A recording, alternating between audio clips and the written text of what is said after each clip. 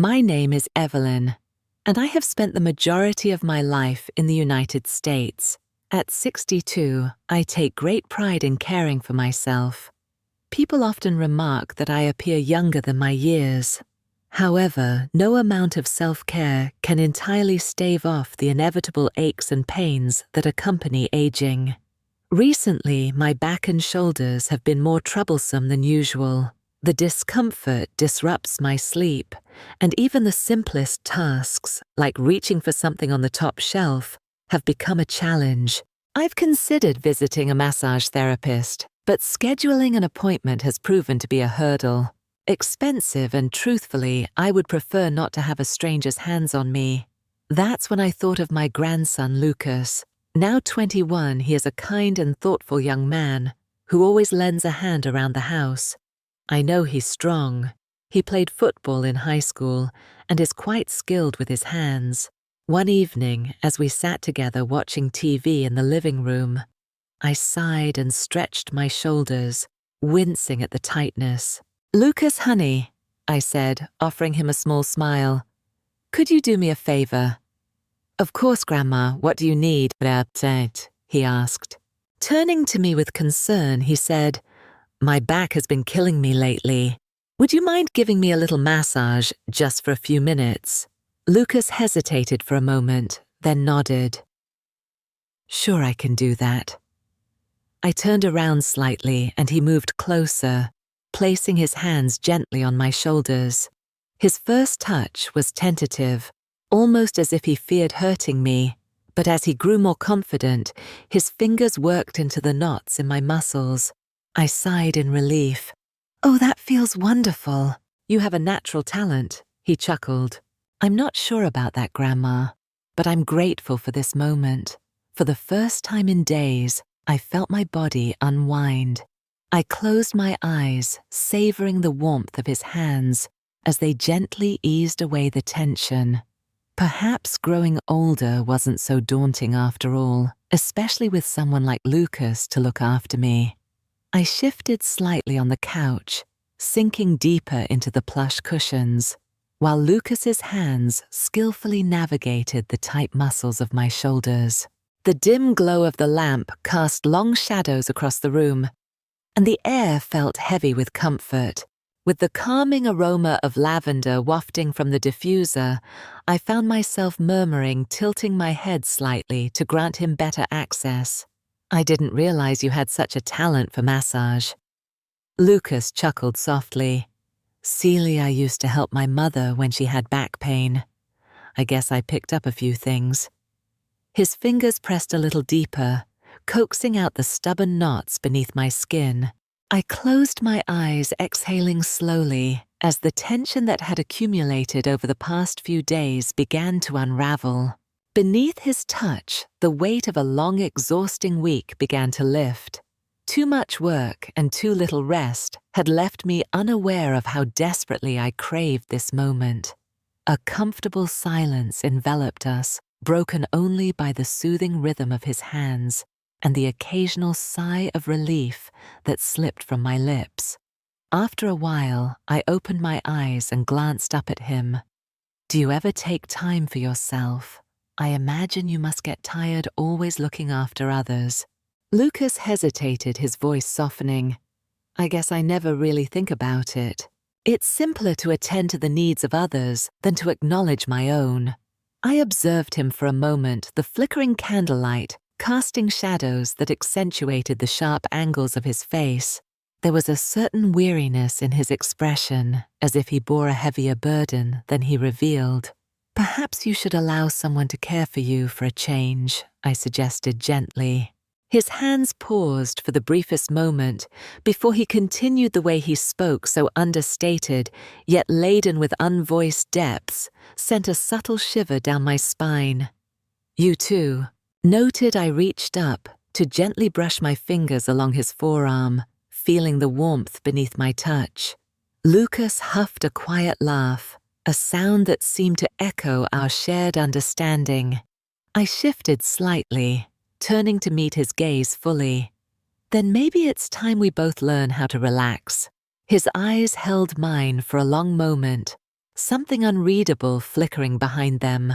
The distance between us suddenly felt smaller, the air charged with an unspoken tension that neither of us had quite acknowledged yet.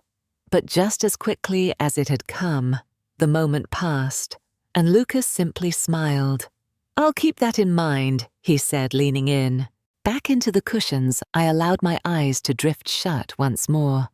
"Good," I murmured, my voice tinged with drowsy satisfaction, for I believed we could both benefit from a little more of this.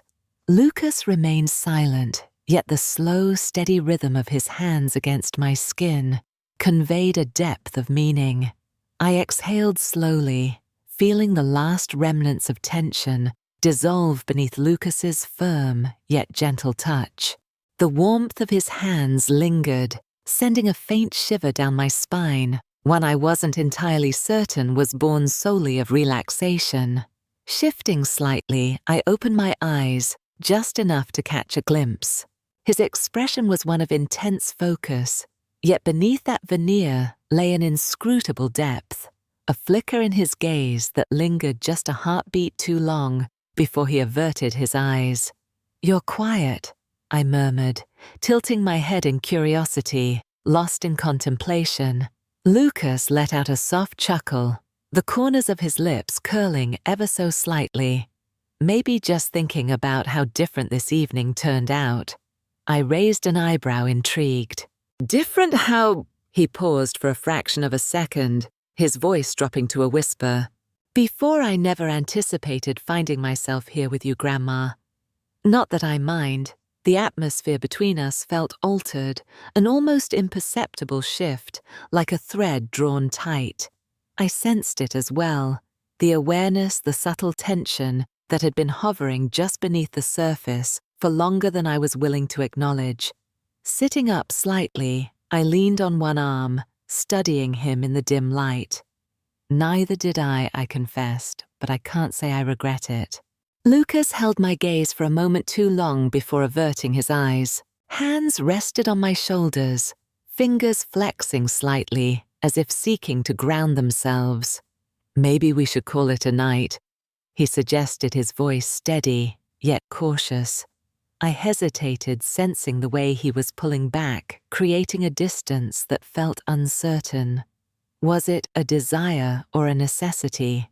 Rather than responding right away, I reached out my fingers, barely grazing his wrist. My grandson Lucas went still. The steady rhythm of the clock on the wall filled the silence. The faint hum of the city outside enveloped us each passing second, growing heavier, more significant. "I don't want this night to end," I murmured softly. Lucas's jaw tightened just a fraction, his gaze drifting to my hand, resting against his skin before returning to meet my eyes. "I'd say, May." He exhaled slowly, as if measuring his words, "that maybe you should tell me what it is you want." My lips parted, yet for once I hesitated, not from uncertainty, for I knew the answer, but because the act of voicing it felt monumental. It would bring a tangible reality, and uncertainty lingered within me, questioning my readiness for such a leap. Lucas's fingers tightened around Em's hand, his warmth enveloping her skin. They remained silent, but it was not mere quietude. It was a weighty stillness, thick with unspoken words. I feel the cream cascade onto my shoulders, prompting a heavy breath, an instinctive awareness of what lay ahead. His strong, warm hands begin to massage my body, and as his touch glides over my skin, tension grips me, sending a shiver coursing through my being. After a while of massaging my shoulders, I begin to unwind. He seizes the opportunity of my newfound relaxation and starts to glide down my back. His touch ignites a shiver across my skin. His thumbs press into the center of my back, while his fingers trace the contours of my body, brushing against my sides and ribs with each breath. My breathing quickens, and when his hands reach the lower part of my back, tension grips me once more. "You've never had a massage before, Grandma?" he asks, continuing to work that area as I stifle a groan. Of course in a spa, I reply, my voice laced with nervousness. He presses firmly on that spot, and with a chuckle, he asks me about you and Granddad. I assure him that had either of them known how to give a massage, I wouldn't have allowed it. We both burst into laughter. He continues to press climbing toward my shoulders, and suddenly I feel his breath on my neck. Oh my God, I didn't see this coming. What will my grandchild do next? Excite me until I lose my mind. Not that I'm far from it. Every touch of his hands on my body heightens my emotions. I respond to him, my voice tinged with nervousness. With breath quickening, he leans in, asking if I would like a truly wonderful massage, his voice laced with a tantalizing warmth. His hands glide down my back, igniting a tension that courses through my entire being. He continues in that same inviting tone, and I reflect on the years since my husband passed, the long absence of pleasure that has lingered. Here I am, receiving a massage from my grandchild, the first man to ever offer me such a gift. The thought of a joyful massage is almost too tempting to resist, yet I find myself at a loss for words. In those moments when the muscles of my belly tighten with delightful anticipation, coherent thoughts, those few that remain, begin to fade. His hands glide over my back once more, and I wonder if he struggles with this as much as I do. I won't deny that I am lost in the sensations too. My mantra slips from my mind, and I question everything I believed I could control. Are you managing? I ask briefly, turning my face toward him. I am, he replies, stepping away for more cream. I turn my face back to the bed, pondering the possibilities. I couldn't bring myself to say it, my voice trembling with a mix of nerves and anticipation. The thought of his touch sent a shiver down my spine, and we both understood the chaos that would ensue. At that moment, nothing mattered more than witnessing him unravel, to see the grip he held on the situation slip away. I waited, my heart racing, hoping for that familiar contact, but it never came. I glanced at him, concern etched on my face.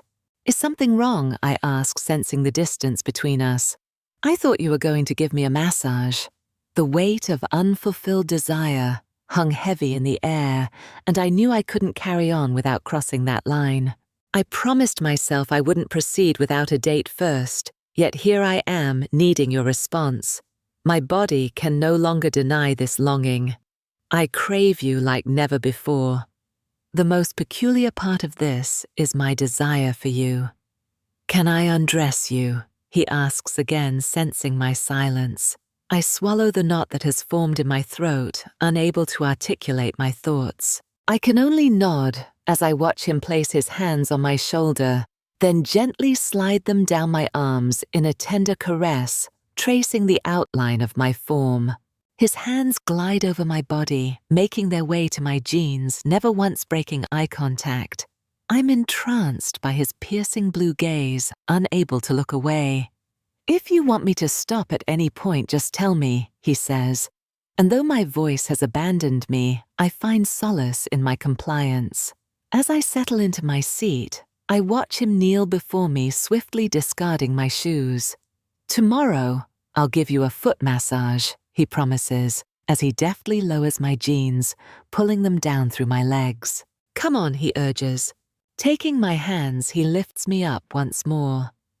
Let's finish the clothes, he murmurs, a longing in his voice as he begins to pull up my skirt. Did you wear this outfit for me? He asks, and I can only nod in response.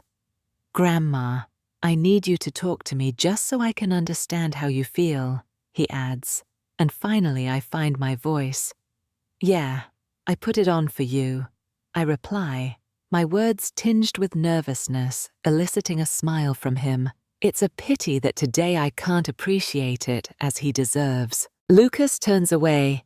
He circles around me, his gaze sweeping from every angle, intensifying my already heightened nerves. I'm going to put on some music so you can relax, he says, tapping his phone. A sweet, soft melody begins to fill the room. Who's singing? I inquire, allowing the gentle notes to wash over me, their familiarity, striking a chord deep within. Just feel the music, Grandma. My hands will take care of you. Relax, he assures me, a warm smile gracing his lips. Delicious, I respond as the enticing scent of coconut wafts through the air, floods the room. And in that moment, I feel his hands on my shoulders. This time they glide more effortlessly over my body, and I close my eyes, savoring the music and the warmth of his touch. His hands reach once more for the towel, and when they come up again, I find myself surprisingly relaxed. He repeats the motion several times until I sense his hands lingering at the edge of the towel. Can I continue, he asks, and without a moment's hesitation, I respond, my breath heavy with anticipation. Yes, I whisper, fully aware of what is about to unfold. At the very moment the music shifts to an unfamiliar theme, I realize it's Sarah Connor. The song, titled Skin on Skin, plays softly as he seems to read my thoughts. I promise not to overdo it. I just want your first massage to be unforgettable, he assures me, and I feel the towel slip away from my body. His hands begin at the center of my back, moving down slowly, very slowly, until they reach my buttocks. I close my eyes, tightly biting my lower lip to stifle a groan. When he finally separates his hands from my body, I imagine him reaching for more oil, and again the sensation lingers at the crest of my buttocks, where his hands apply a gentle pressure. I find myself tensing slightly, yet with each passing moment, my body acclimates to his touch.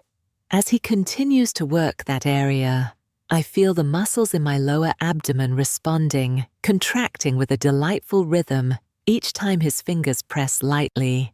A soft groan escapes me, stifled by my bitten lips, and I'm grateful he can't see my reaction. How much longer can I endure this? The excitement builds within me, more intense than I anticipated. In the depths of my existence, I have long awaited the moment when his hands could grace my body. He whispers to me his words, a gentle caress that ignites a fire within.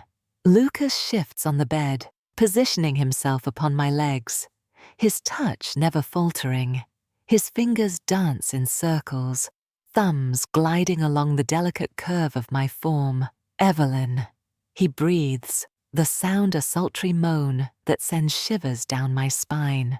I can feel the warmth pooling between my thighs, and I instinctively squeeze them tighter, lost in the rhythm of his voice as he calls my name once more, a soft groan that lingers in the air.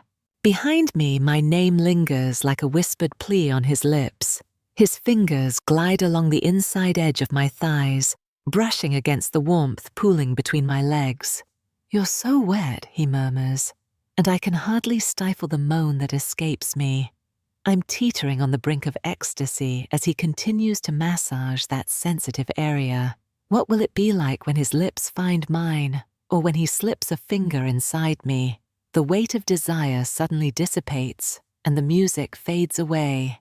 I sit up in bed, hastily covering myself with the sheet, my attention drawn to the sight beside me. His wide and muscular back captivated me, but reality soon intruded.